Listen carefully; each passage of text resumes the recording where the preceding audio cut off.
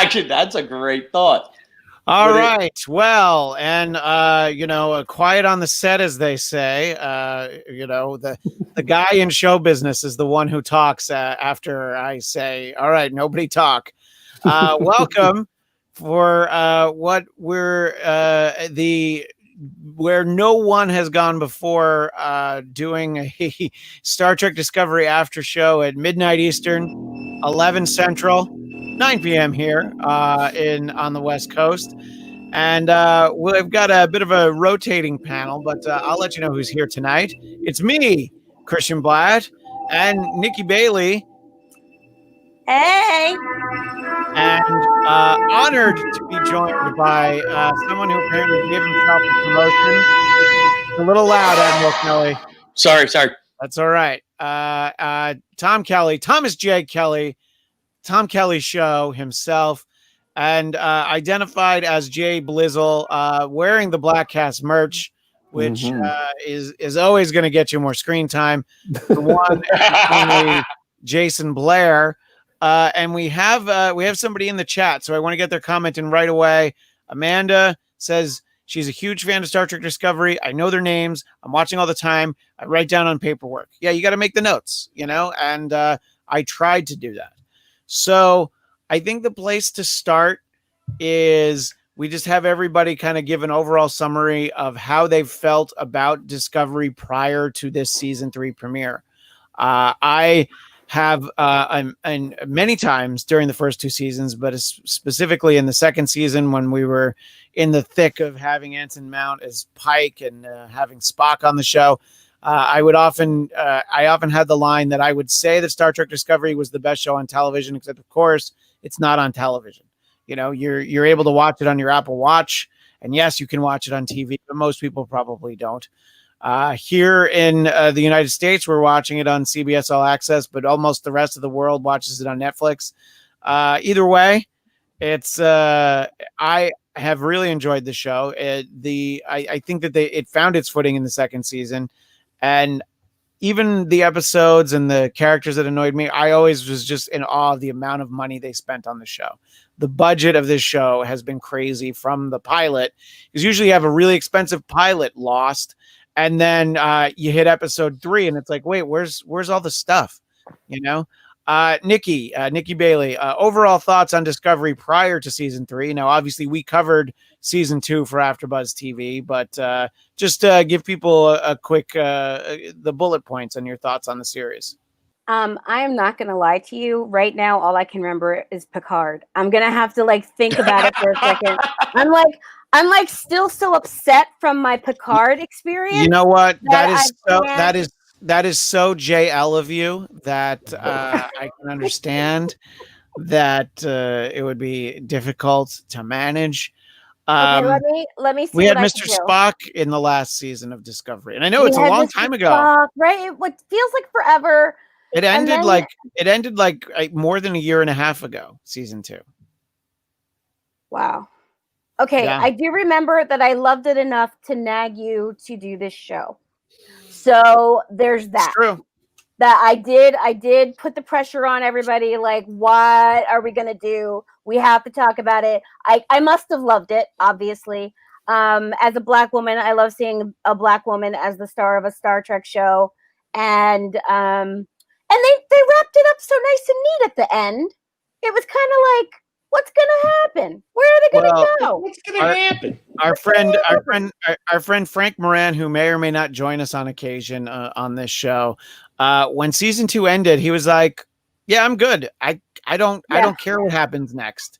He really felt like the show was wrapped up, and he didn't need anymore. So not everybody finds it as memorable. Now, Jason, you were always a little bit of a holdout because you didn't want to pay for CBS All Access, at least not during football season, right? Right. Yeah. But then they added the Good Fight, so I had to pay for the money, right? It's funny. Worth it. Asking what the show was like prior to season 3 is like, you remember when Jason Isaacs was on this show? It's like feels like so long ago. Season 1 and season 2 were like totally different shows, and they had a totally different feel. And honestly, I kind of agree. Like at the end of season 2, when I was done with it, I saw it as a backdoor pilot lead up to the real show that I'm excited for, which is the Pike and Spock show. Star Trek Strange New so Worlds. So it's like, okay, let's get rolling with that. But now we've got season 3, which is going to be totally different. It's like I've never seen a show so disjointed from season to season as this show. Ever. It has had 5 or maybe even 6 showrunners in 3 seasons. So a sign of a good TV show is when you watch the credits and there's more than 7 executive producers, the show's going to be consistent. Yeah. And that's Star Trek Discovery. Like it's literally, not just Alex Kurtzman. It is like every Roddenberry still alive. It's Eugene Roddenberry. It's his lawyer. It's his third cousin is in there. Uncle, cousin's brother's niece. His nephew Skip Roddenberry actually has a co-exec on the show. Please tell me it was Roddenberry's lawyer from that Next Generation documentary. Maurice Hurley.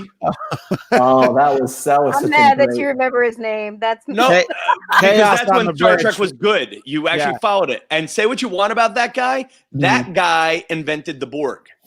That was I just that's the documentary that Jason made me aware of, which I assume it's still on Netflix. Chaos on the Bridge. Which the best thing about that documentary is that it's narrated by Shatner, who obviously the mission was to show that Star Trek is a disaster without Bill Shatner in the cabinet. I'm not the biggest dick in this franchise. Yeah, you could tell he was really, really very excited about how bad things were. Yeah, he was just like, you can't be serious. That's preposterous. So anyway, the first 2 seasons was them saying to the fans, everything that you needed for continuity from every other Star Trek thing, we're going to address now. We're going to give you explanations for it so that then we can move on and create something that's entirely new and independent and its own thing. I feel like you really thought they planned that out well. If I may have a second here, I think Star Trek Discovery, if you want to look at the whole 3-season arc, is they want to ruin Roddenberry's dream both before and after and during the 23rd, 24th, and now 31st centuries. Like, hey, the Federation wasn't as good as you remember it. We're going to have the Klingons go to war before they really went to war, and we're going to mangle their makeup on you, and then we're going to actually do the first 2 episodes in 100% Klingon. Like, I mean, the show is 80% crap, and I've watched for the 20% good parts. And the best part about the season 3 premiere, to keep this on topic, is they got rid of all of the 20% that I liked. It was just it's oh my god, I always mispronounce her name. Sonequa, am I saying her? The Michael Burnham's actress's name, right? I don't know how to do it. I've attended panel. Well, I think it was just one panel. I was going to say panels, but I attended a panel where they said her name several times. I still don't know. It's it's too much work for me, unfortunately, and I hate that I. So it's just I'm not going to comment on that. I'm just saying. I usually refer to characters by their character name. Because unless I'm trying to show off, like earlier today when I was talking about F Troop with Tom, then I won't go by character names. A Larry Storch. A little Larry Storch reference. I'm gonna go with Sonequa Martin Green. Sonequa. Yeah. Well, I'm going with Cifuentes myself. But if I can just describe to anybody listening anybody listening to this only on the audio version of this broadcast, I just want to point out that if you could see the windows, it's 3 white men desperately looking at a black woman for guidance so we don't put our foot in our mouths right now. And that's why I'm going to just go ahead and tell you, pronounce it Sonequa, and just go ahead and learn how to pronounce it. because But- we are but the tired of y'all not being able to pronounce our goddamn names. So Oh yes, but to be Niqua. clear, you're not too sure yourself either. I know, but that's why I'm giving you this the black authority. I Right. got No, I and I got appreciate permission from the Union of Black People to give you a pronunciation. We had a meeting about it. I'm allowed. So You know what? And Well, you know what's funny, Nikki? If you weren't here, my out would be, and Miss Martin Green just does not know. Oh, yeah. I would just go See, that's- formal. I would just go formal Yeah. instead of correcting my ignorance. That would have and been the way to failing, go. I would go formal.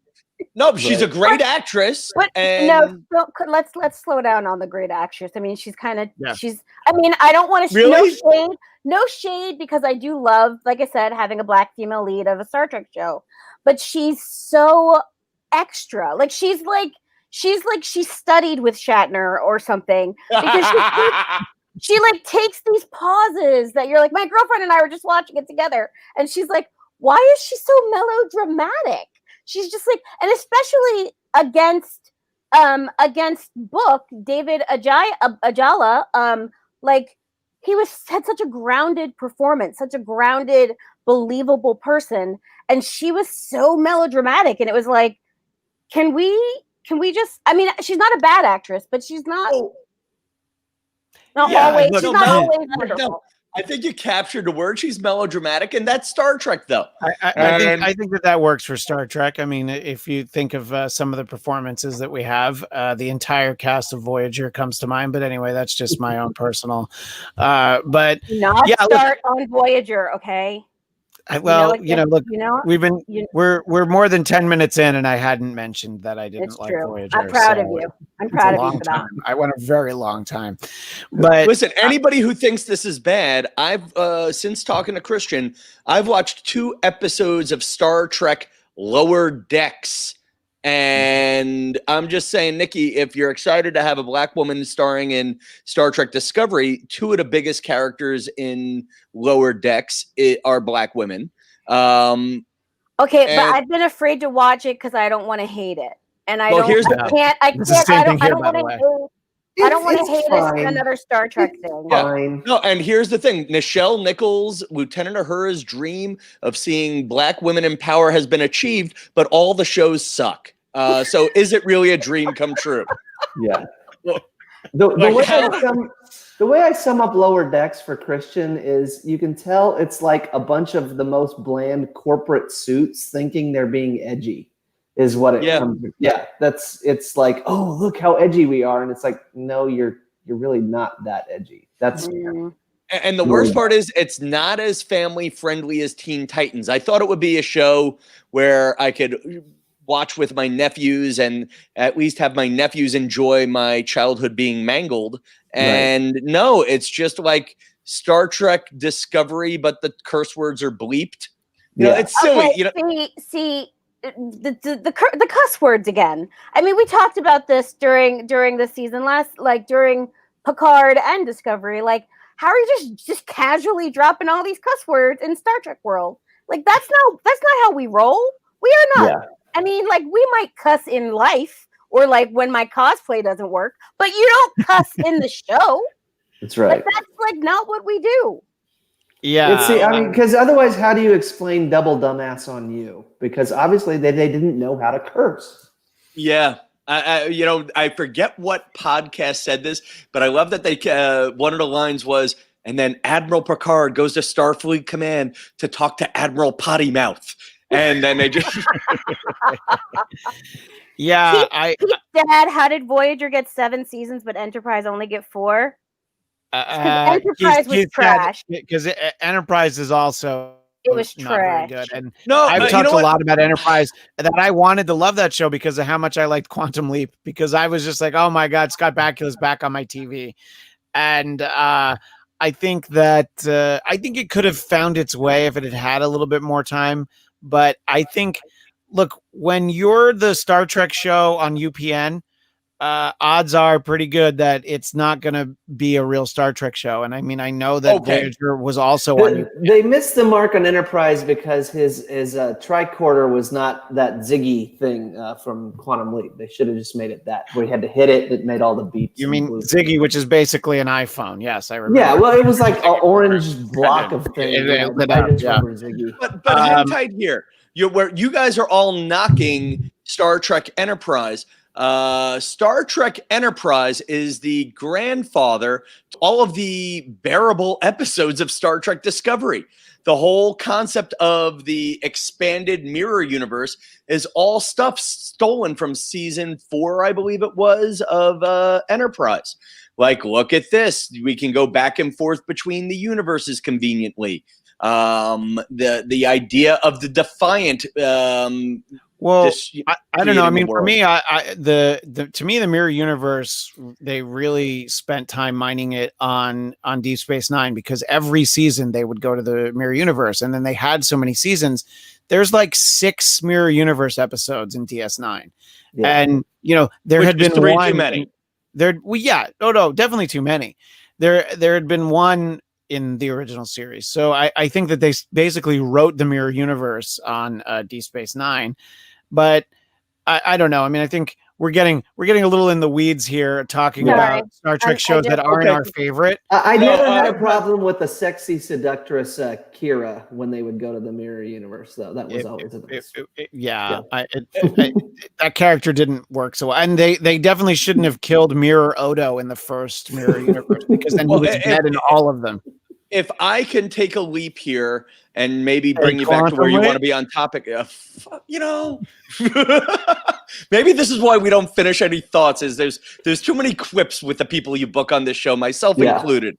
Too many just great shots in there. So anyway, my point that my coherent thought that I was going to say is Star Trek is at its best when it builds on itself, not when it tears itself down. Like the episodes I liked of Discovery weren't when they're like reinventing the Klingon War, but rather when they found their old friend Anson Mount. They built on the mirror universe a bit. That was a great twist. Spoiler alert, that Captain Lorca was the mirror guy, I liked when it built on itself, but when it stinks, it's when it's like Picard, like in Star Trek Picard, the Federation's not really the Federation, and I'm not going to wear my Starfleet uniform on this show. Or on Discovery, what I hate about this first episode is the Federation, which we've enjoyed watching for 50 years, is suddenly gone because we've run out of story ideas. And I don't know if suddenly gone. It's been 1,000 years, though. I actually didn't have much of a problem with that, because, I mean, every empire eventually falls, So now I made this reference when Christian was pre-booking me or pre-interviewing me. Yeah, I had to see if you were up to snuff. I didn't know if you were a real fan of Star Trek. I want to see if Nikki and Jay Blizzle like this reference, but I feel like this is just a remake of Gene Roddenberry's Andromeda, but with Star Trek. Do you even know the reference? Yeah. I know the reference. I think I watched it. Was it even a show? I think we were in college when it was on. Yeah. College. Yeah. Was it part of the action pack with Xena the Warrior Princess and Hercules? I have vague memories of that. Not much. And all you need to know is it was Kevin Sorbo who played Hercules. Yep. Suddenly he was on the futuristic starship Andromeda, which gets caught in a time loop. It is frozen in time for 300 years, and then the Commonwealth of Planets has fallen. What did we have here? The Starship Discovery. Time travels 1,000 years into the future, and the Federation of Planets has fallen. Maybe what they're setting us up here for is like the emotional preparation we need for capitalism to fall. Sorry, didn't mean to go all socialist on you, but I'm just saying maybe that's what we're doing. I think Gene Roddenberry's vision of what the future was is that there would not have been capitalism because he didn't want there to be conflict. You know, I mean, I was reading just recently because it was the 30th anniversary of the broadcast of the episode. He hated that episode that Ron Moore wrote called Family, which is after the Best of Both Worlds. So Picard's not Borg anymore. He hated the fact that he fought with his family. And Roddenberry's belief was that there wasn't conflict. And if you see that chaos on the bridge, that was the biggest problem for writing the first season, was that he did not believe that there was conflict in the 24th century. And, which, I mean, if that show were set 1,000 years after the original series, maybe, but it's like, how do you go from the era of the original series and then, oh, by the way, people don't fight anymore. So obviously, for all the great stuff we got out of Gene Roddenberry in terms of creating the show and the original series, he's definitely a guy who got in the way a lot, later in his career. And it's like, you can admire somebody like that. I mean, look, in the Marvel universe, people love Stan Lee, but he was determined to ruin that X-Men animated series that people love from the early 90s. The show that he wanted them to do was not the show that they were able to make. So, in a lot of ways, Stan Lee and Gene Roddenberry, they're these great people that are so involved in creating these things. But at a certain point, it's like, why don't you let the kids take over? By the way, let me bring this in right here. Michael B., I loved Andromeda. So I don't want that comment to fall away because, but anyway, sorry. Who was speaking? Was that Jason? It was me adding to your point, which is, maybe instead of I think right now there's this big thing, especially with serialized television, which is we have to destroy the boundaries. Maybe instead the good thing about Roddenberry here and Rick Berman and the Ron Moore people over here is maybe you have to push the boundaries rather than, shit on them, and burn them down and completely kick them. I think Roddenberry was right, where there's this weird thing of, are they in a weird socialist society or communal society? Because, right, how anti-currency is Picard if he owns a fucking vineyard? Right. And obviously that's been passed down for, we're just sort of still consolidating privilege in that way, even in the future. Yes. I hated that episode. I hated that whole thing about Picard still owning the vineyard. To me, pissed me off the whole season. So, okay, see, and this is the difference between me and you is I loved the Picard being on the vineyard, and I hated the show once he got off the vineyard. I wanted it to be Murder, She Wrote in space. Yes, that would be awesome. I do believe I wanted to see kind of like a buddy show, him and number one, the dog, just walking around. Yeah, checking the dog. Grapes. I love the dog, and the first thing he does is leave the damn dog on Earth. Yeah, the merchandising on that. Wait. Okay, so we're 22 minutes in, and we have not talked about Star Trek Discovery season 3, episode 1. Yeah, I figured your next question was going to be what we think of the first episode. So I've been waiting. But so I'll let you ask the question, Christian. Yeah, I'm not there yet because Keith's dad says Star Trek has always been controversial, but it would always tackle social discussion very originally, like Measure of a Man. Discovery just tackles it all head on and makes no apologies for it. I've heard that opinion, and I think that I do agree that what works about Discovery is when they're not trying to reinvent things. And I think the biggest problem is that it was set in the time that, that it was when it premiered, that it was whatever, 10 years before the original series. And, look, a lot of those problems stem from the behind the scenes stuff, The show that Brian Fuller created is not the show that we got, which is why Brian Fuller was involved for 2 episodes, And so thank you, Me Too. No, that's not even what it was. Honestly, that hadn't have anything to do with him being fired. Damn sexual harassers fucking up our shows. Yeah. Geez. Thank you, people protecting themselves and future generations. By the way, Keith's dad, who's on fire tonight, says Murder, She Wrote in space. LOL. I agree. Angela Lansbury's still alive. We could literally get that show. Weekend at Bernie's Murder, She Wrote edition. Great. I mean, look, if you see some of the shit that I watch on TV, Murder, She Wrote, Weekend at Bernie's in space, yeah, it would be better than half of what I've seen. So my Go new ahead. goal for this podcast, my new goal for this broadcast is to keep making obscure references that your viewer repeats. okay, so It's working we were so when we were far. I talking. think You do work for Dennis Miller, so obscure references just your me. audience is going Yeah. to know, right? Yeah. But when we talked earlier, Tom, we talked about WKRP in Cincinnati. So try and bring that up on topic, though. All right. So you figure out a way to bring up WKRP in Cincinnati. Gotcha. Can we just The sing minute- the song and then I'll be happy? If we could just sing the theme song from it, then that's Baby, They just did yeah, you ever wonder whatever became of me?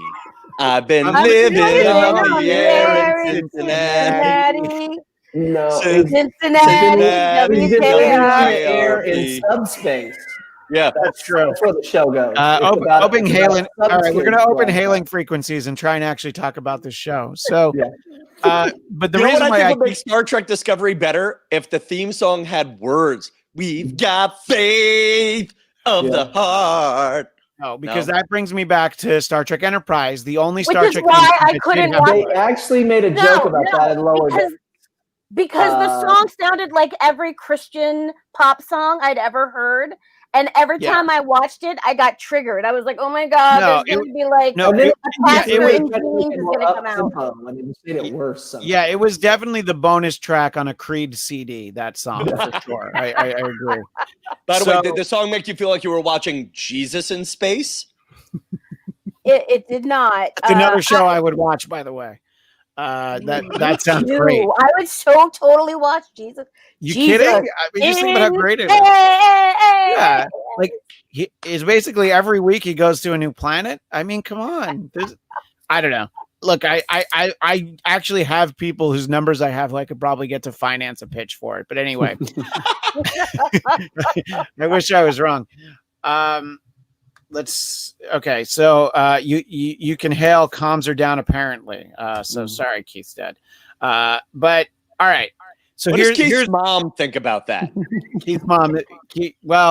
Keith's mom has got it going on, from what I understand. I believe there's a song about her. In any case, I think that the reason why they decided to tie a bow at the end of season 2 was that it was too much of a headache to be stuck in that time frame.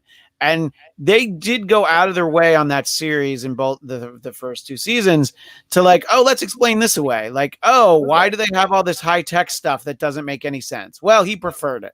You know, there's just dumb reasons like that. And they would over explain things sometimes. So they were like, let's just not have any more of that. Let's leave that time period for Pike and Spock and number 1 and everyone. And I think it's a bold decision. And we'll know in whatever it is, 12 more weeks, as to whether or not it paid off. I don't know how well it's going to work, you know, because you've gone too far in the future. If you went 50 years after Next Generation, there'd be something to be said for it. But they've gone so far, and they've decided to do this thing where they tear down the Federation, which, you know, logically it could certainly make sense considering how much time. I think Book conveniently knows enough half history to advance the plot along. Well, it's like, I don't know, 100, 125 years ago. I'm like, all right, well, you already know too much about it then. You know, this doesn't add up to the character that you seem to be. But let me ask you first, Nikki, what did you like about this episode, season 3, episode 1? I really liked looking at David Ajala without his shirt on. That was wonderful. I didn't look away. I'm just going to say I did not look away. I really, Idris really liked Elba that. in space? Yeah. I'm just saying, I was there for that. I was all about that. But no, what I really loved, I don't know. I think the surprise element. Like, I was like, wait, is that an Andorian? What is it? Like, I think I was just kind of like, what the hell is happening? We're to a place called Requiem. That sounds unsafe. Dilithium, all the dilithium went boom. What does that mean? Like, did that kill everybody? What's happened? Like, so I think it was just a lot of surprises to take in. And I was also surprised at how funny and silly it was. the whole like Burnham getting high and then sleeping and manic, and then like, I mean, it was just so silly, and I really was surprised at how silly it was. And I think I was looking to come back to. I think I expected to come back to.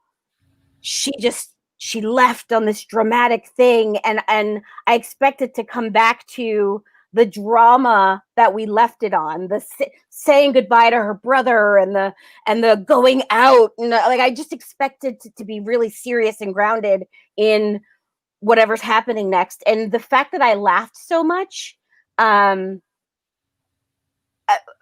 surprising, and I liked it. It was a little bit of a relief. I was a little bit like, okay, it should make me laugh for the first episode. You don't even I don't really need a whole lot of information. I can look at this pretty man and you can make me laugh. Perfect. I'm happy. Well, the interesting thing is that we're clearly going to get a very different Michael Burnham this season. Just from, you see that, you're actually getting her real hair instead of like the short Michael Burnham hair that we've had prior to this in the first 2 seasons. And so that, so you can see visually she looks different. And I think that this was the decision of like, we're going to break the ice by having her be silly with this little, that gas stuff, which was fine. And I think there were some comedic moments there. I think that this was interesting, but Michael Burnham is a few notches down in terms of my favorite characters on the show. So I'm okay to stick with her because I know she's our lead, but I want the rest of the crew by the end of episode 2, or I'm definitely going to be annoyed. And if this were a show that every episode dropped all at once, it probably wouldn't bother me. But I don't want to have to wait 2 more weeks to see Saru and Tom's favorite Cadet Tilly. You can't reference Tilly and not show me Tilly. I have a friend with red hair. Don't give her any. Like that. That made me holler, and it also made me go, "Oh, where's Tilly? I need her." Nikki. Every night, every smart and wonderful thing you said on this show so far has just been erased. I don't like you anymore. You're no longer my friend. He's not a Tilly fan. But you're not a Tilly fan? Tilly is the absolute worst character ever created in Star Trek history. They made her semi-autistic. Tuvix was pretty bad when Tuvok and Neelix one episode and person. gone, and that made more sense. What about Cybok? Cybok is not a great character. Sir Lawrence Luckenbill, was that his name? Whoever that guy is, far better actor. And you know what? 1 movie done, 2 hours and out. Tilly, first of all, the fucking foul language. I'm sorry to swear, but if Tilly can swear, why not me? We talked about that in the first season.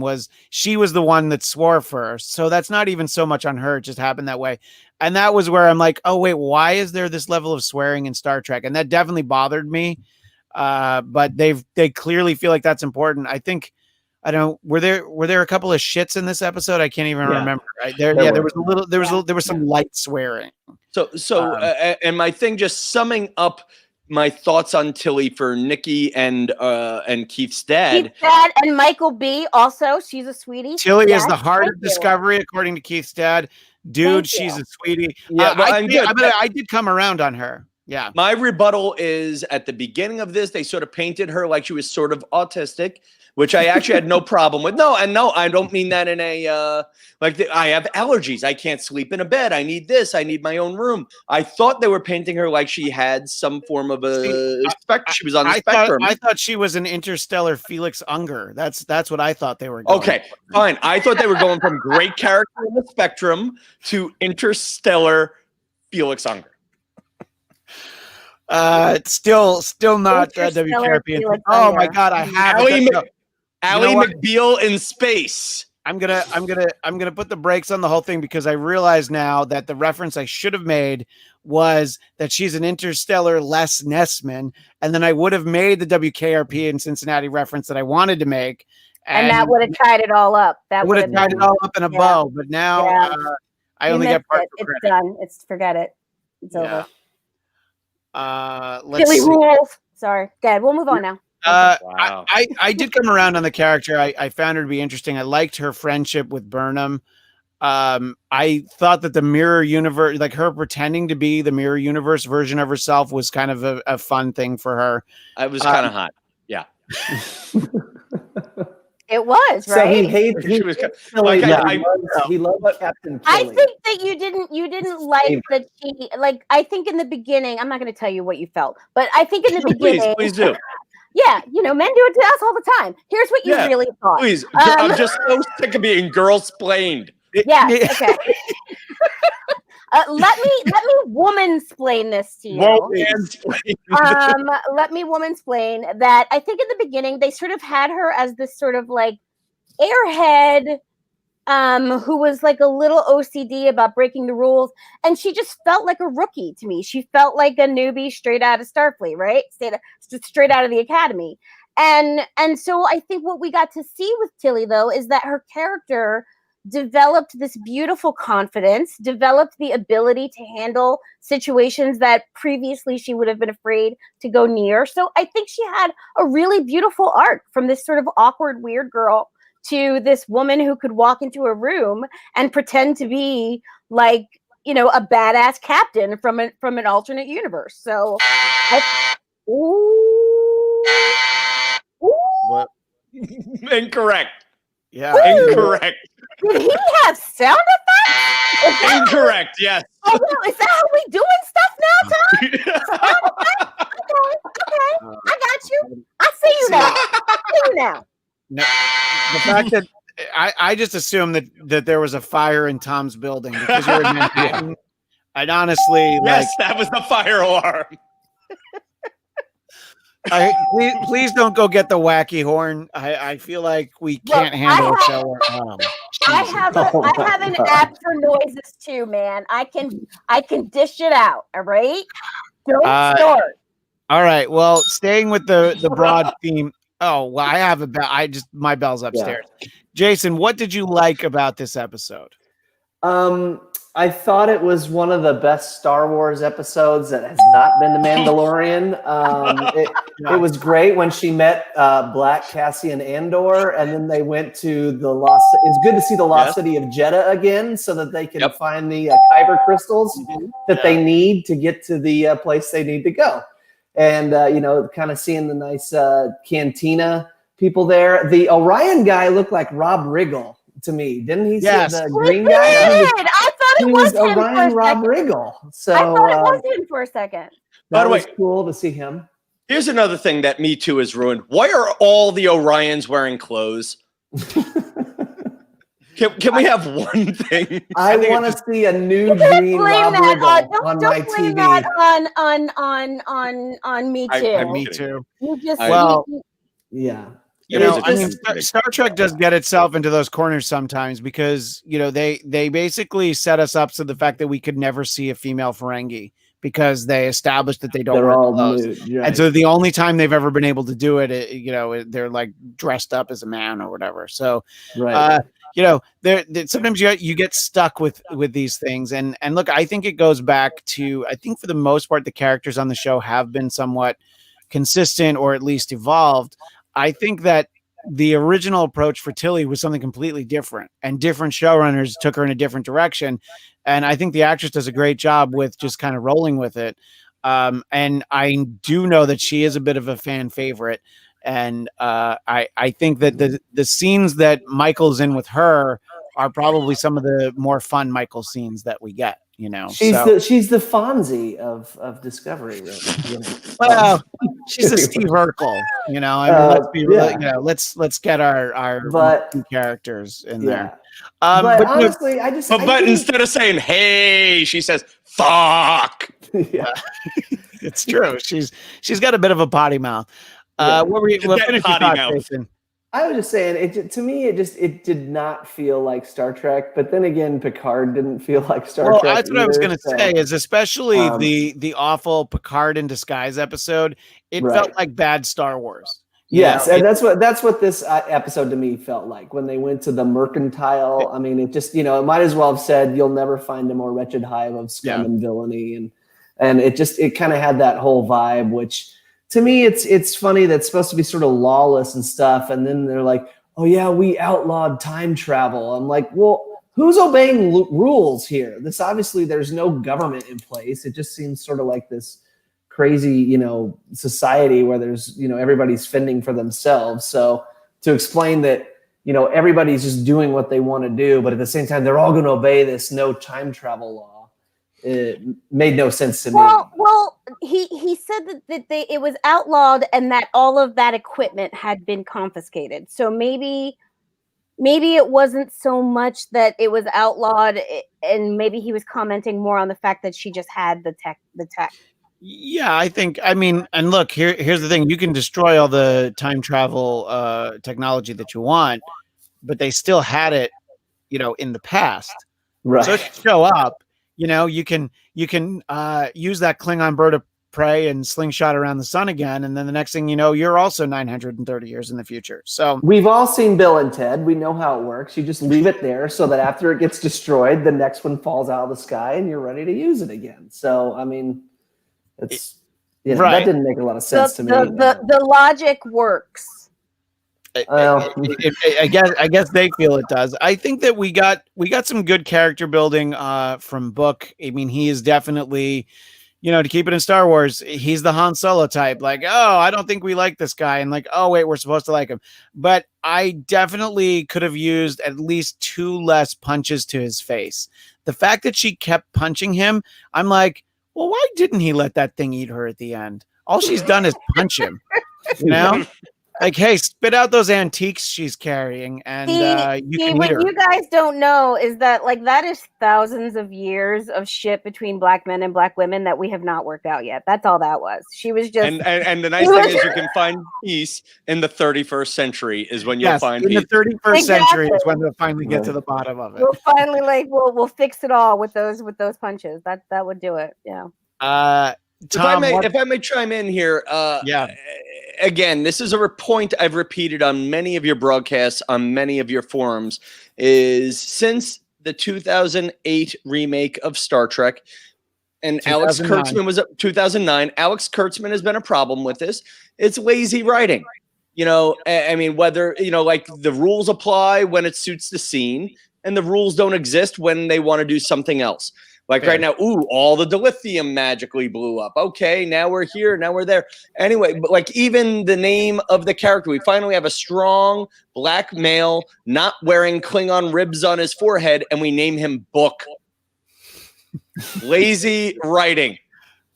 I'm just going to say I don't think his name is Book. It's Booker. His name was Booker or something. Wait, he's Richard Grieco? It's like Daniel. Yeah. It's like Daniel Booker or something like that. At the end, when he came to the planet, they said, "Identify yourself," and he said, "This is like it's Booker. like something Booker is like his last name." Sir Edmund Bookson, the Earl of Library or something. Yeah, no, but I hope he has a better name. That's true. But when he said it, it's like. I'm like, your cat's name is Grudge. Your name is Book. I'm very tired of this character. I did think some of it was cool. Some of the tech in the episode I thought was cool. Those disruptors, the way that they use the transporter more as like a teleporter. I thought some of this stuff was interesting. I do wonder how Burnham's antiques held up, basically materializing underwater, but I hope that they made tricorders. Well, you should hope by that point, everything should be waterproof at that point. You would hope, except for your iPhone. His name is Cleveland Booker. That's the character's name. Yeah. Cleveland. Lazy writing. Cleveland. You're telling me? He's the Family Guy character. Yeah, it's the Cleveland show. He's Cleveland Brown, but okay, that's fair. Yeah, that'd be just great if you never hear him talk, and then all of a sudden she says hi, and he's like, "Oh, so your name's Michael Burnham," or whatever. Just talk like that. I was trying. I was at. There was a point where I'm like, I wish I could do voices. I wish I could do voices.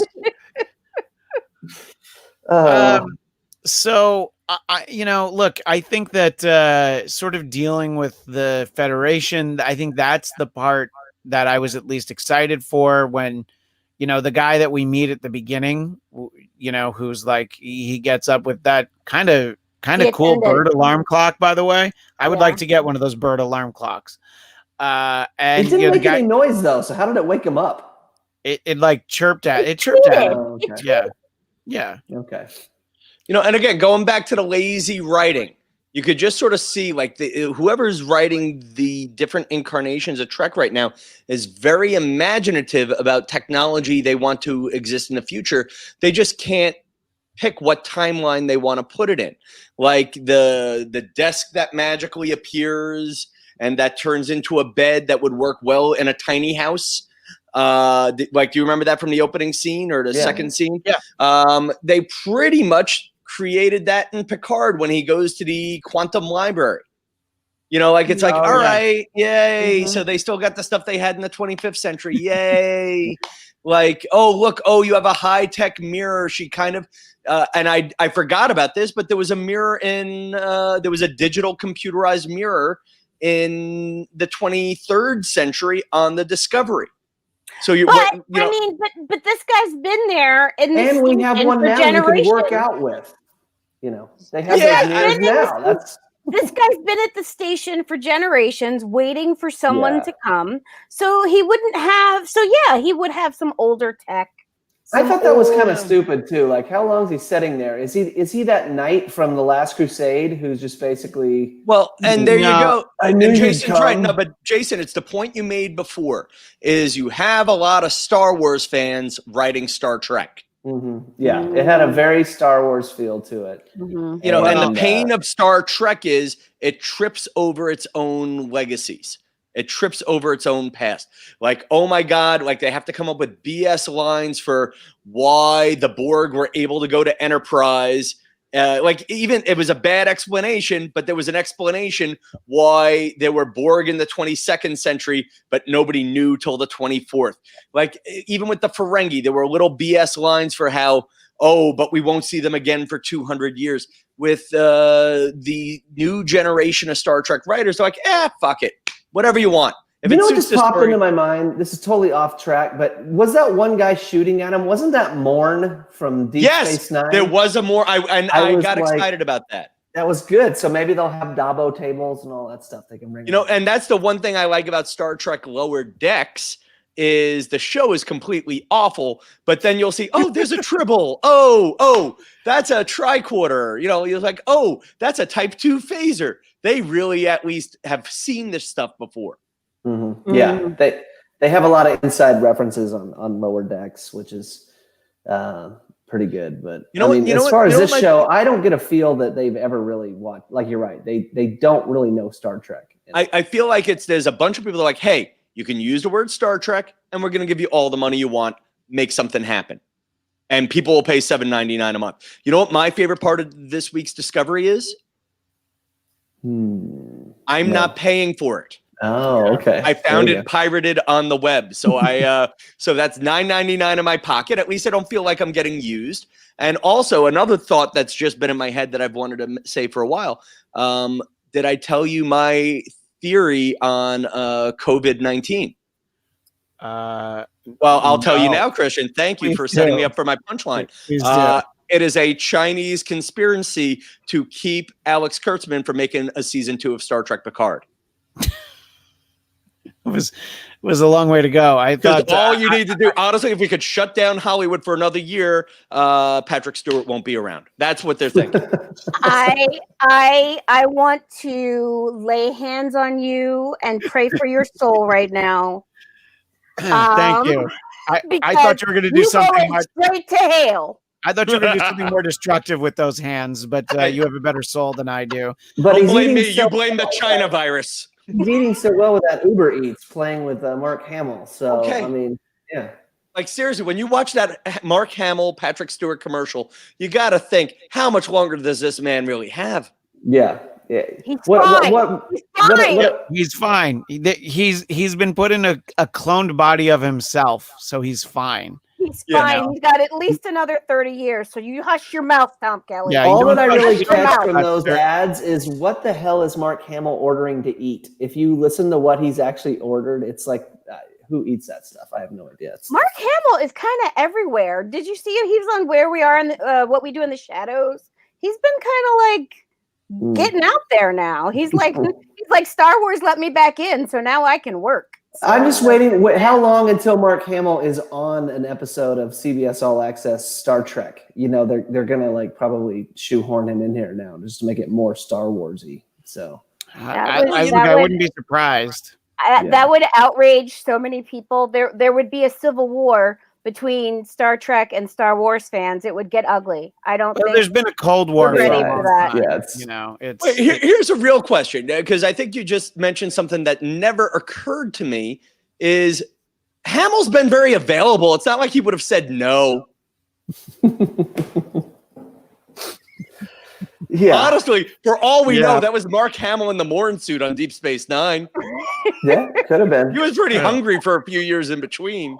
You know they're gonna tap him up some voiceover work on Lower Decks. So and like all of his voiceover work, it'll sound like his Joker, like when he was the Hobgoblin on Spider-Man the animated series and did literally the exact same voice as his Joker. So yeah, he's great if you want one voice. I mean, like Mark Hamill didn't even get cast as like an extra in Air Force One. Like even Harrison Ford didn't do him any favors. You know, like he's like, oh no, don't worry, Mark. I'll call you when we do the sequel, Air Force 2. Don't worry. Mark, your acting is a clear and present danger. Thank you. I'm glad that this is what the show has devolved into, because I think it speaks volumes for the quality of the episode. Look, I didn't hate it. I had fun with it. It didn't feel like Star Trek. It's more like the way that I felt as Picard went along. Nikki knows we went week to week with it, waiting. It was like, okay, just tell the story. And they're laying a groundwork, some stuff that might be very interesting. You know, are they going to save are they going to bring back the Federation? I mean, the Discovery is going to show up and it's got all this tech that, you know, apparently like long range sensors don't work. I'm just like, all right, this Again, because it suits the story for them. Yeah. But, no, I know. But I'm giving them. Didn't feel like the card. Jason, all I'll say about that is like I'm giving them the benefit of the doubt. Probably they haven't earned that benefit. That they're going to explain it, and it'll either be satisfying or disappointing, but there'll at least be a purpose for it. What were you going to say, Jason? I just don't think it did feel like Picard, because if you remember the first few episodes of Picard, like 2 episodes in, everybody was still pumped about it. Like, man, they were laying some great groundwork. We were not. I was. The first episode was. The first episode had me weeping. The second episode, I was mad as hell. It was promising because I like, was like, "This is a good setup." But then by the time it was like the 4th episode and nothing, and we're had still on happened Earth. We ain't that's done when shit yet. that's when everybody started to freak out, and I just don't feel that same promise with this one, even though Picard totally let me down. So I don't think. And I'll be honest. And I hung on, Jason. I hung on with Star Trek Picard. What was it? A 10-episode run? I think or 12? So, yeah. Let's make it 10 just to make it easy. I got in 80% of the way until suddenly the Tal Shiar was the Romulan secret police, and then what was it? The Taj Vat. They were the secret Romulan police. Secret police. They were the double secret probation Romulan police. Exactly. Right. Okay. And then when the double secret Romulan probation police had a fleet of starships to attack the androids, I suddenly started thinking, why didn't they use that fleet to save the Romulans in the first place? And we could have spared ourselves the whole damn series. They didn't have a Deathmobile. That was the reason. But no, but like it just got lit. Yeah. And at the end with the android body, honestly, I was happier when Picard died. Yeah. Yeah. Like if I stopped there, I could have been okay with it. I think with Picard, the first episode was great. I think that a lot of people agree with that.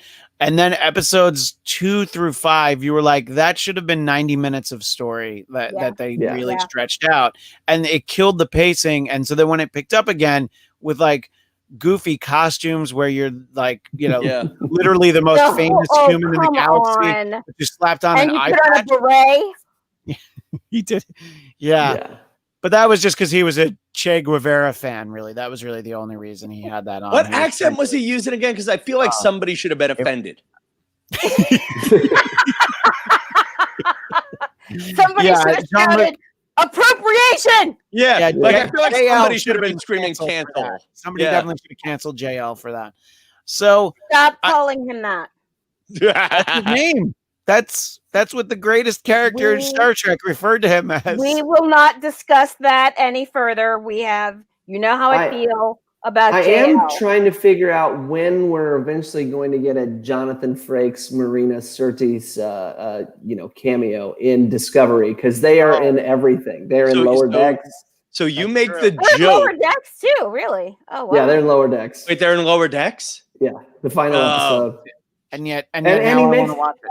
Oh, and Jonathan he's always Frakes makes a in the final- great joke about the Enterprise theme song, actually, because He's he always comes in up- the final episode. You know, Yeah. if he shows up on set, you know it's Well, trouble. that's what's funny, because it's the final episode that they're like, "Where were you?" And he goes, "Oh, I was on the holodeck watching the crew of the Enterprise. You know, it was a long road getting from there to here." So it was.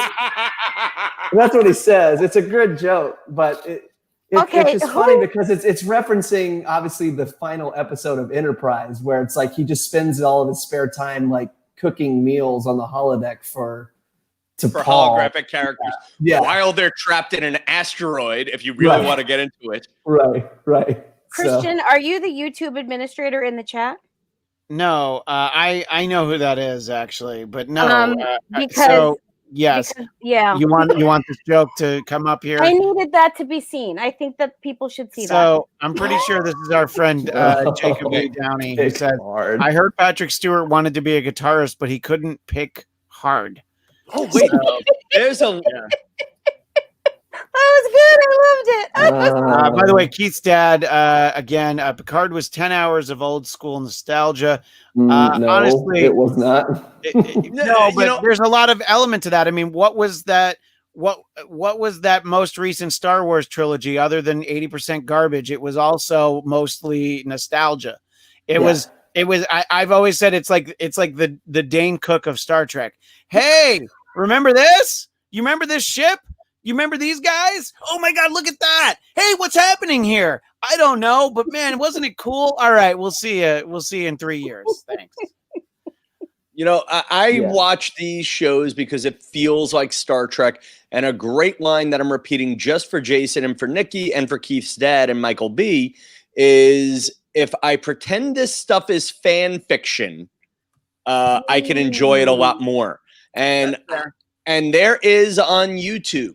If you really are a Star Trek fan, go check out Star Trek. I believe it's called New Voyages or Phase 2. And basically, there's a guy in upstate New York, in Ticonderoga, New York, who rebuilt the original Star Trek sets and shot some new episodes up there. The acting is god awful, but I know someone who was an extra on it. By the way, she had 2 lines. I just if you build something like that, how long until porn companies call you because they're going to want that set? Well, it's funny you say that. The only people faster than the porn companies was the CBS lawyers. Oh, Right. Okay. Yeah, so actually, kind of the same thing. You are getting fucked, but Look, we want to use your sets for a little something we want to call Deep Space 9 Inches.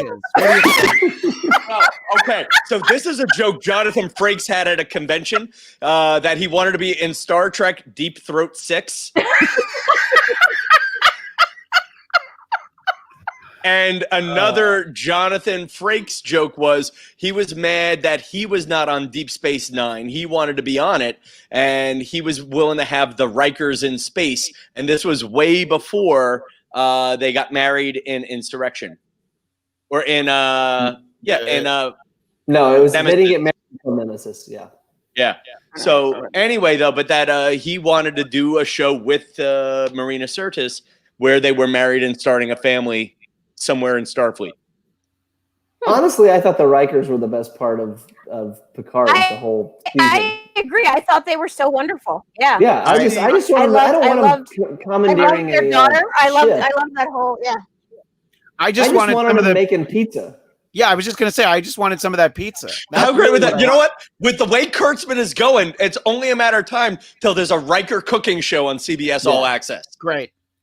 And by the way, the service will be called Paramount Plus next year, so be ready to start calling it that. But is that what they're calling it? Yeah, Paramount because it's Plus. going to be more than just CBS because it's all of the Viacom properties, so they want to call it Paramount Plus. Oh So- yeah. Well, already you can get BET and MTV and all kinds Comedy of other crap Central, on there. Yeah. Yeah. Interesting. Yeah. Yeah, I hadn't been on CBS All Access since Picard, and I noticed in the menu they had some new stuff. Yeah, there's a So, lot of Jersey Shore in there now. So oh well, now you're talking. Obviously, I'm so- not buying all these damn streaming services. They need to figure some shit out because it's too expensive. I can't Well, subscribe to everything. I'm just upset that I can't get my HBO on my Roku. I've actually got to hook my computer up to my yeah, the Me HBO too. Max. Yeah, for my Fire Stick, same But- issue. Yeah. but Nikki, at least this for speaking just for you and I, at least this is one service that we don't have to pay for. So at least there's that. But if I could go back to your point from before about the idea that of Picard, the Picard episode with Riker and Troy being your favorite one, that's what I wanted Picard to be more of. Him traveling around, visiting other friends from the Enterprise, and then solving murders. Yeah, there you go. Yeah, it's like visiting Geordi. Every- Oh no, Geordi's nephew got killed. Yes. And they're always wearing a red shirt, and like no one can ever put it together. See, that show's better than Lower Decks. Every time Picard shows up, a red shirt dies, and they have to solve the murder. Right. Keith's dad wants to know, did anyone actually watch Discovery and think the mushroom drive was a good idea pre-Next Generation? The movies at least came out and said they didn't take place in the same universe. I don't think that the movies ever said that that's not the same universe. No, the movies and the TV it's an alternate timeline. even even though the J.J. Abrams movies, yes, the JJ Yeah, universe The created JJ a BS verse, yeah. alternate timeline theory, which That's then invalidates Star Trek 4. That there Right. is a universe out there where the humpback whales did not get taken and everybody Right. dies. Right. And Marty's dad and mom never got together either. Too, so. Well, and maybe Captain Decker didn't molest all those kids. See, there's all these different things that could happen in different universes. Look, I don't know. Okay, I just look at the. Well, maybe honestly, Curtis no- Cavada had hair in one of these. The multiple universes thing, that was actually a season 6 episode of The Next Generation. Remember when Worf was going from reality to reality, and then the barrier between all the universes broke down, and he had to go back to his own reality. So that was a Yeah, but I mean, if you use the JJ theory of Mhm. timelines, that now suddenly you got Kirk and Spock and all these guys on the Klingon bird of prey. They're going back to Earth, where they're supposed to stand trial, is destroyed. You would just think, someone else will get it. right. Yeah. Which And we'll be fine. I don't know why movies have gone to this idea of time travel that way, because to me that was the big problem with Endgame too. Was it just, if you can create all these alternate universes, then it's like it gets too messy.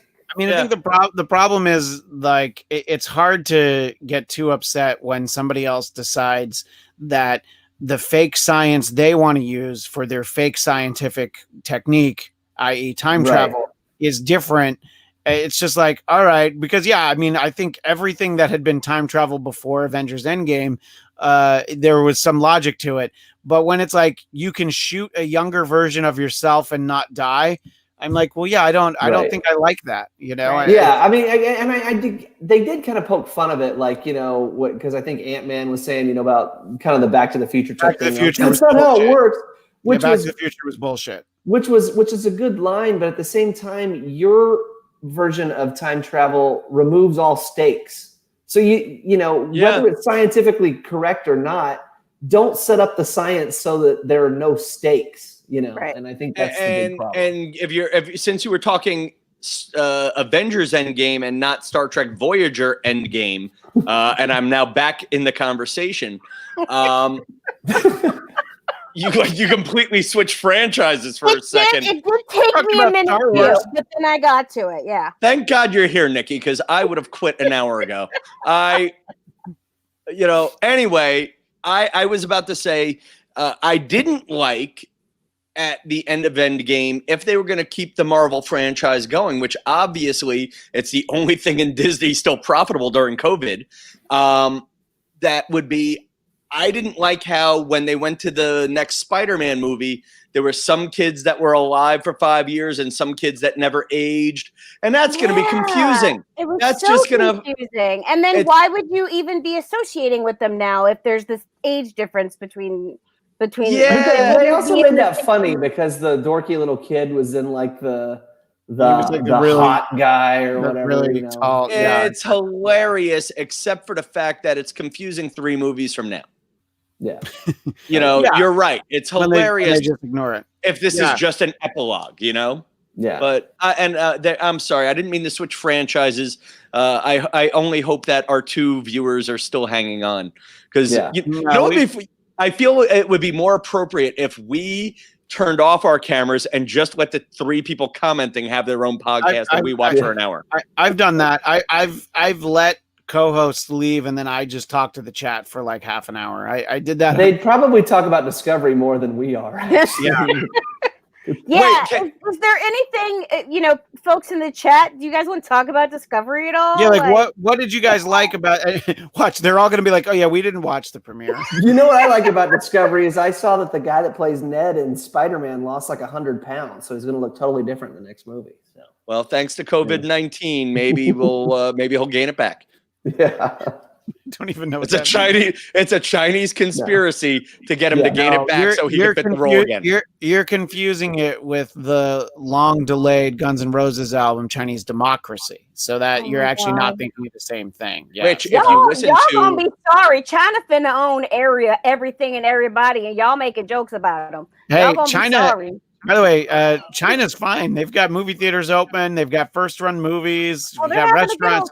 No, Nikki's right. Nikki's right. No way we're going to bring this show to TikTok. Yeah.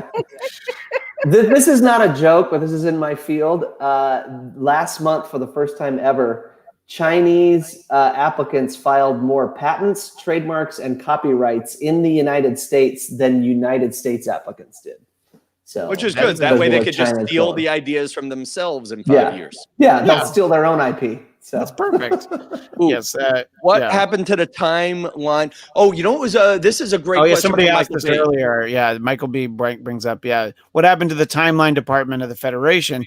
Well, if you destroy all the tech that allows time travel, and this is a very sort of Doctor Who level of managing the time stream that I think that they probably wanted to just veer away from for this. So they're like, bring in Jean-Claude Van Damme, Time Cop now. That would be the greatest. I'm ready. It was nice to talk to you guys. I'll see you later. Yeah. By the way, I think Time Cop was on after Gene Roddenberry's Andromeda. And what I love about it was a 90s show. Keystad, I honestly am here because of you guys and Gal, not Discovery. I do consider myself a Star Trek fan, but I'm not particularly a fan of Discovery. That's a lot of Star Trek fans. I do like the show.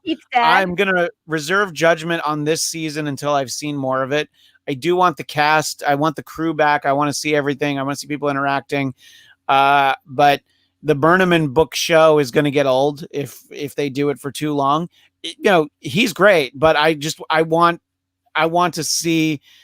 Saru and Cadet Tilly and like the 8 other characters whose names I never remember. Who is your favorite character now on the show? You said you're not a big Michael Burnham fan. Who is your favorite character on the show? Is Jason Isaacs still on? Yeah, no, yeah. Is Ethan Peck as Spock still on? No. It's going to have to be Cadet Tilly by default, I guess. Oh, really? No, I really like Saru. I think that Saru is the right answer. Saru was a character that annoyed me in the pilot, but really, I loved him. No, but that's a character that I think evolved in the right way. He's got much more interesting in season 2. That whole background Sorry, Tom. Go ahead. No, I miss his threat ganglia. I thought he was more interesting in the beginning. That one. I agree. I liked that too. I felt like he was scared all the time. I felt like it made it created something new that was also very intriguing, and I thought that they could have used it in so many ways. Like it could have been such a great plot device to use throughout the series, and now it's gone. So I feel like it was a great idea, and I liked when he had it. Yeah, I agree. Maybe the same arc, but maybe not as don't take that arc so fast, you know. Yeah, I mean, I still think and I've said this to Christian before on our YouTube show we did a while back, is I would have liked to have seen Star Trek Starship Senju. Was it the Sinju? Whatever it was. I think it was. Yeah. But like, I liked that ship. How funny is it? All of those extras were available to get hired by Lorca for the Discovery, except for Michael Burnham. Well, you know, and that the show you wanted is Brian Fuller's show. And there's a reason why the first 2 episodes, the third episode onward is like a completely different series. That's when he got caught. My favorite character on Discovery is Tilly, followed by what is Michelle Yeoh's character's name? Oh, she's great. Georgia. Yeah. I love her. She's great. I'm glad that we're gonna get to see her. And I need the rest of the cast to come back because in the second season, you know that sister that was sitting at comms or one who's actually African, yes. Yeah, and the first season she was so poorly lit you could never see her face. And the second season you could obviously they had some person of color say, "Okay guys, can we get a little fill light over here so she's not just teeth and eyes." So I'm like that's why I want them to come back just I feel like that actress deserves as much screen time as she can get with good lighting because I just feel like they owe it to her now. Yeah, because when they wrapped season 2, they said, "Hey, and next season we'll let you talk." Right. Exactly. You know what I was reading about casting on that? It's funny is that the chick who was kind of like the robot girl. Arian, yeah. Oh yeah. The girl who played her in season 1, they knew they were going to kill her off in season 2, so they replaced her with a different actress in season 2. And then when they killed her off, the new blonde girl who came in at the last minute to replace her is the girl who actually played Arian in season 1. Really? I do think I remember that. Yeah. It's just like this weird casting thing where they wanted to kill the character off but keep the actress, so they switched. Yeah, I remember. Or was it they wanted a better actress for the death scene? Yeah, I don't know, but it's just weird. It's just weird. You kill a character, but you switch the actress so you can keep the actress. It's kind of like what happened to the guy who was in the Darth Vader suit, and then suddenly he finds out James Earl Jones got all his lines. Yeah. I still love watching those behind the scenes things where you actually hear David Prowse talking. Yeah, exactly. It's the best. So is it like what? Like what is it like? It's like she must have hidden the plans in the escape pod. Send an attachment down to retrieve them. Speak to it personally, Commander. There'll be no one to stop us this time. That's like literally how it sounds. He's got like this high, squeaky voice. That's awesome. What did it sound like when Peter was on Family Guy and he went over to Cleveland's house? Why you no good double-crossing swindler? You got a lot of guts coming back here after what you pulled.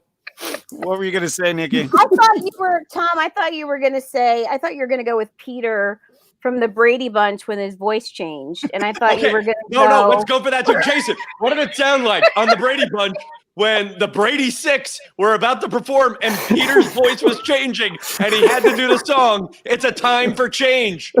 And what if, as a follow-up, he sang the theme from WKRP in Cincinnati?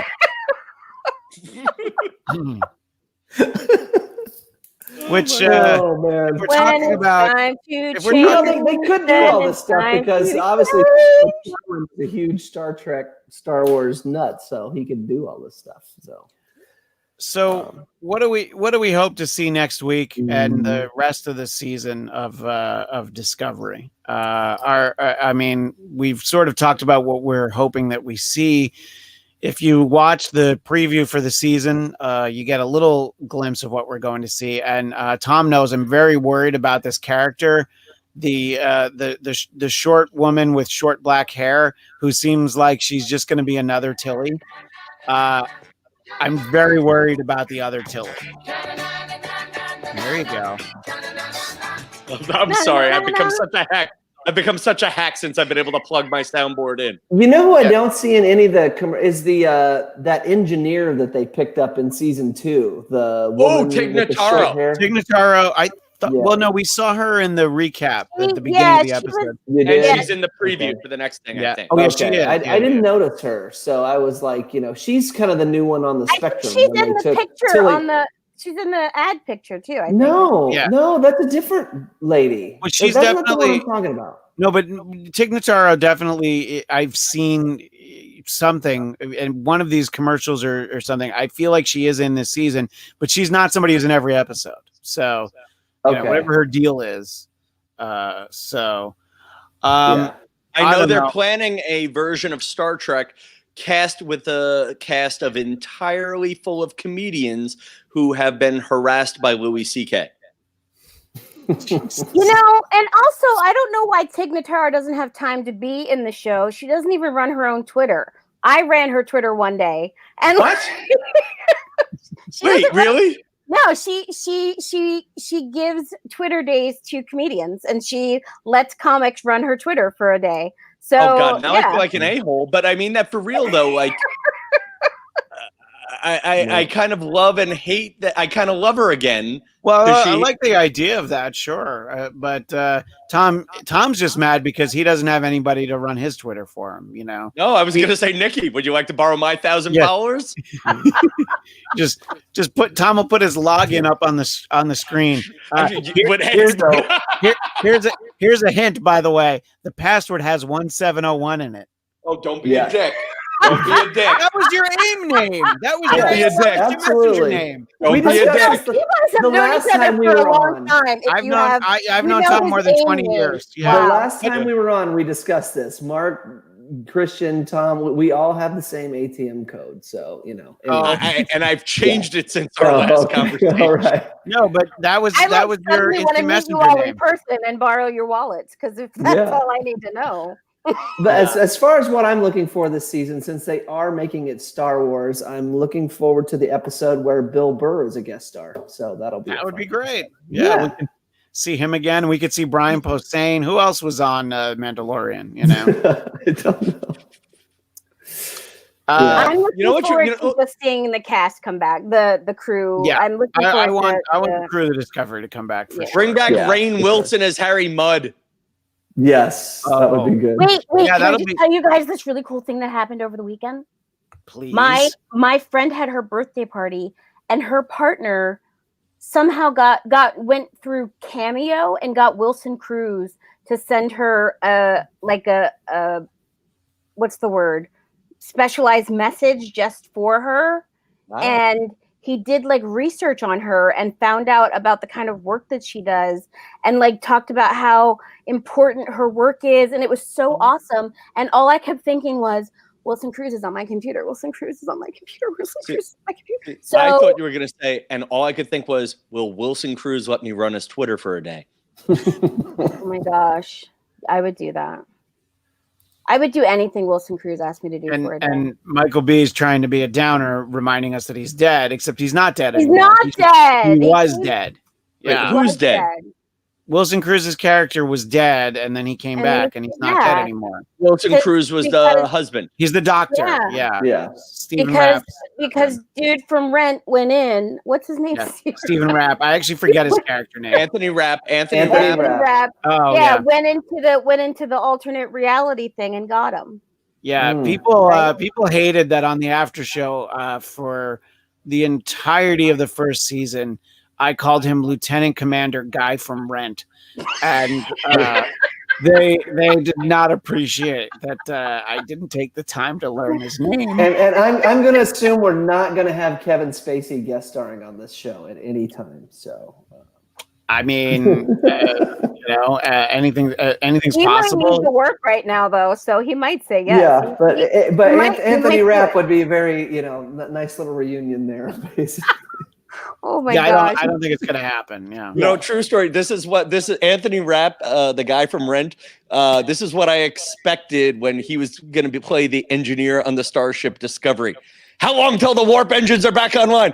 I need 2,925,000 minutes. All I ever think of when I think of Rent is when I think of Team America World Police, when they had Lease the musical. That's what I yes. think of. Yes, right, exactly.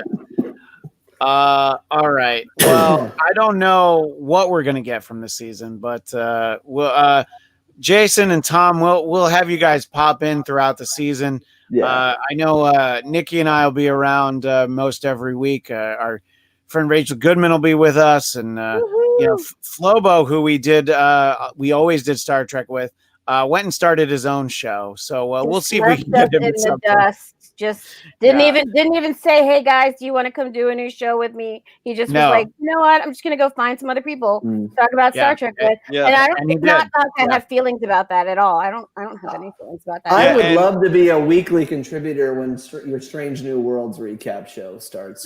I mean, that's what I'm excited for. But I agree. Obviously, I'd love to be here whenever you want, but not to add to the depressing news. But I know that Keith's dad and YouTube administrator are no longer going to watch. They're just going to call each other. Just cut out all the middlemen. They don't need us. They're just they don't need all this side talk. Yeah. All right. Well, we've done an hour and 20-minute show, and I think at least 5 minutes have been talking about Discovery. I was going to say 8 minutes. I was going to say 8 minutes were about Discovery. We have just spent 1 hour and 20 minutes talking about a 1 hour show that none of us really watched. I watched it. I mean, we weren't invested. We weren't invested. Come on. Next week we need to figure out. COVID watched it. You COVID watched it. By the way, I don't know what was more entertaining. This week's Star Trek.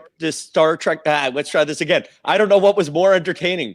This week's Star Trek Discovery or watching 20 minutes of Nikki setting up her YouTube. That was especially. Okay. I wish I had a sound effect ready, okay? But at one point we had Nikki on her computer and Nikki on her phone, both on the screen with us. But you guys all missed that. And they got to see my cleavage, so good for them. We'll see. It's win-win. For those of you that are looking for something else to watch while you wait for Star Trek Discovery, might I promote the show that my wife worked on, which is on Netflix, called Social Distance. And she wrote episode 8. You can watch them all, but just watch episode 8. That's what it really comes down to. Where can everybody be found? Jason, you tweet 3-4 times a year, except you've done so many shows with me this year. I think you're probably up to 10 tweets. I'm up there.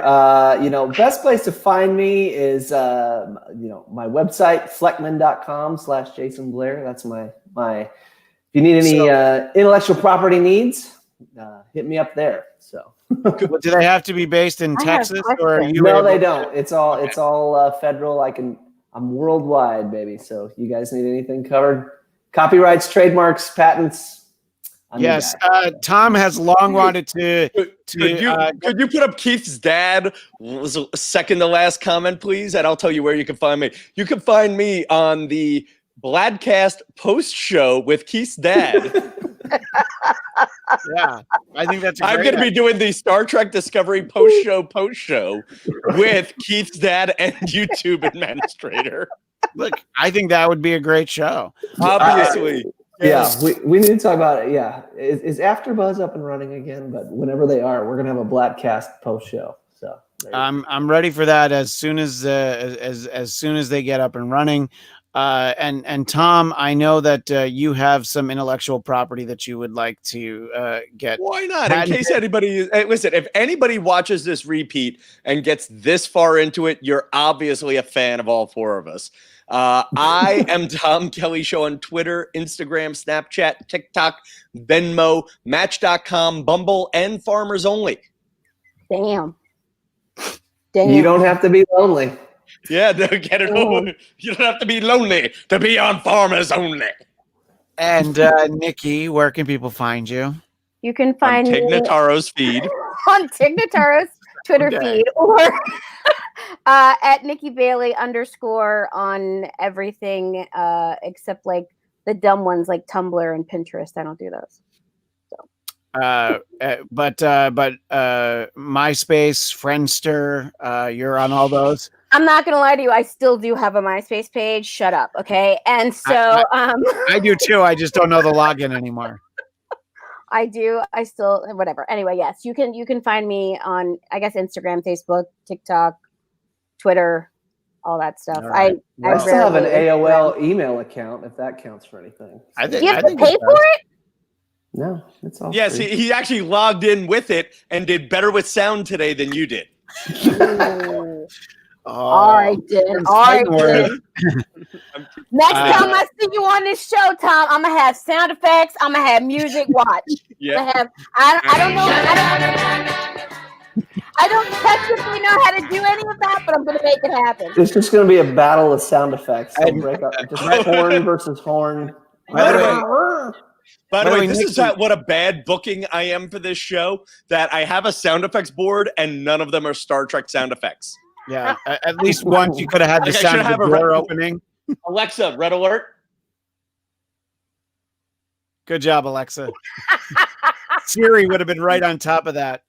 Never mind. And by the way, we got I it. hear it. I hear it. Hey Yep. Siri, red alert.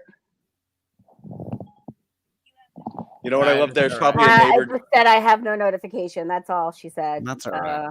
Yeah. To your you know, point, and- though, I probably have a neighbor who's evacuating the building right now that I set off my Alexa OR. yeah. Well, that's all right. Get some fresh air. Tom's neighborhood is great at almost 2 a.m. Listen, well, we just added 2 more homeless shelters. Well, there you go. Look, that's If you can't get a room on the Upper West Side, it's because Mayor De Blasio gave it to a guy who should be living on the street. well, great. See, everybody wins in Tom Kelly's neighborhood, and I love you know, I have so many questions. yeah, there's just Ask not me enough. privately so I don't get myself canceled. Yeah, I know you're dangerously close as it is. It's bad. And you can find me on Twitter and Instagram at ChristianDMZ. And if you're watching this, you're on the Blackcast YouTube channel, please go ahead and subscribe. Not every show is an hour and 26 minutes, but most of them are. Most of them feel a lot longer. Well, look, at some point, you know, I've asked people, I'm like, oh, but you can't possibly want the shows to be that long. People have been like, no, longer. I'm like, all right. So I think I maxed out at like 2 hours and 55 minutes on something. And I think that's when somebody finally tapped out. They're like, no, that is too much. So we know. And Keith's dad, again, we'll give him the last word. Nikki has a green screen. At least she's not streaming from her basement, which is where I am. Local pizza shop, which I guess is where Tom is, or the ballroom. A ballroom. Wow. This is I mean, my office. Nice. Yeah, I like if it weren't almost 1 a.m. for Jason, we could get him to play some hits on the keyboard. Maybe we can do that in a future week. Schedule we'll it be during back. the daytime. Some of us will be back next week. I'm not sure who will be here. Hopefully, we'll have and watched are we going to be at the same time, or we'll talk No, about that. it'll be a little bit earlier. Yeah, Okay. we'll figure it out. Nikki's going to start setting up her sound now. I am on Amazon on a different tab right now, trying to figure out how to buy whatever shit I need to make sound effects. Trust me, I am coming with my sound effects game. And I hope that Keith's dad enjoys it next week. But maybe we'll enjoy it more than the show itself. Anyway, thanks again to everyone in the live chat. Thanks to Nikki, Tom, Jay Blizzle, Jason Blair. But until next time, please